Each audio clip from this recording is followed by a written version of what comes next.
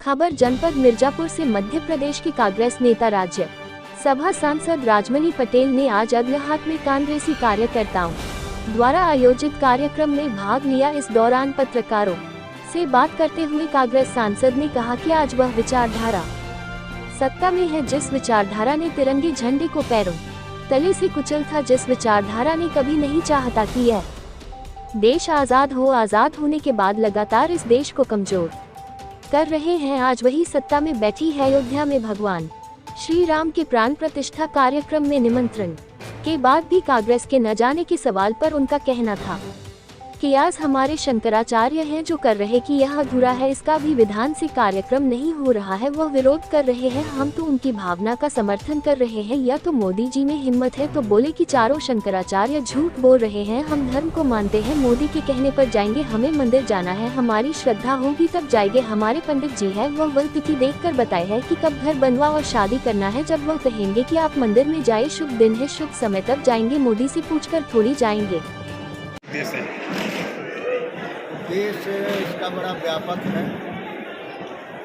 आज जिस तरह से भाजपा भाग से इस देश में ऐसी विचारधारा की सरकार बैठी है, जिस विचारधारा ने आज़ादी की लड़ाई से लेकर के हमेशा जिस विचारधारा का विरोध किया, जिस विचारधारा ने इस तिरंगे झंडे को कभी पैरों से रौंदा, जिस विचारधारा ने कभी नहीं चाहा कि ये देश आज़ाद हो और आज़ाद होने के बाद लगातार इस देश को कमज़ोर करने का कदम करती रही है, आज वही विचारधारा सत्ता में है। और वो विचारधारा आज चाहती है कि किस तरह से जिससे पहले अंग्रेज़ों का राज्य था, अंग्रेज़ हुकूमत करते थे और इस देश की गरीब जनता गुलामी की जीवन जीते थे, उसी तरह वो विचारधारा चाहती है कि किस तरह से इस देश के सारे संसाधनों में पूंजीपतियों का कब्जा हो जाए, किस तरह से इस देश का मालिक पूंजीपति बन बैठे और इस देश के मेहनत करने वाले जो गरीब हैं, किसान हैं, दलित हैं, पिछड़े हैं, वो गुलामी की ज़िंदगी जिए।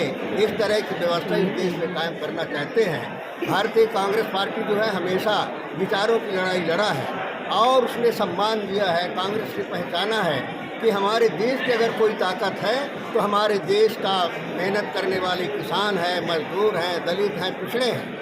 जब उनका खून और पसीना बहता है तभी कोई देश प्रगति और विकास करता है। अगर ऐसे मेहनत करने वाले लोगों का विश्वास टूट जाएगा तो देश टूट जाएगा, प्रजातंत्र टूट जाएगा। इस वजह से कांग्रेस विचारधारा की लड़ाई लड़ रही है और उसी विचारधारा के तहत ये है कि जो पिछड़े हैं, जो दलित हैं, किसी भी कारण से पिछड़े हुए हैं, उनका पूरा हक और अधिकार मिलना चाहिए ताकि उनके विश्वास मजबूत हो और हमारा राष्ट्र मजबूत हो। उसी दिशा में राहुल जी प्रयास कर रहे हैं कि निश्चित रूप से जिनकी हिस्सेदारी नहीं मिली है उनकी हिस्सेदारी मिलनी चाहिए।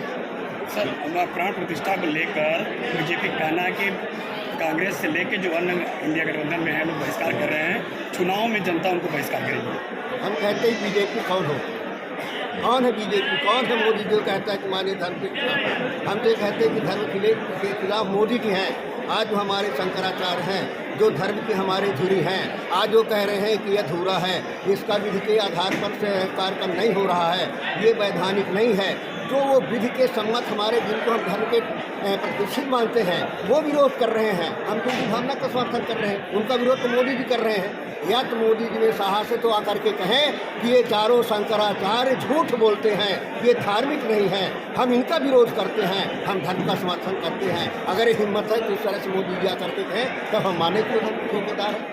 तो धर्म की ठेकेदारी को और धर्म को राजनीति में घसीटना ये दुर्भाग्यपूर्ण है। धर्मास्था का सवाल है। हम धर्म को मानते हैं, हम मोदी के कहने पर जाएंगे। हमें मंदिर जिस दिन जाना है, हमारी श्रद्धा हुई तब जाएंगे। जब हमारा पंडित जिसको हम मानते हैं कि हमारा पंडित जी संशोधन भी करवाते हैं कि घर कहाँ बनाए, शादी हम कैसे करें, हम उसके ऊपर विश्वास करते हैं। जब वो कहेंगे कि आज मंदिर में जाइए, शुभ दर्शन है, शुभ समय है, दर्शन में जाए, तब हम जाएंगे। हम मोदी से पूछ करके जाएंगे।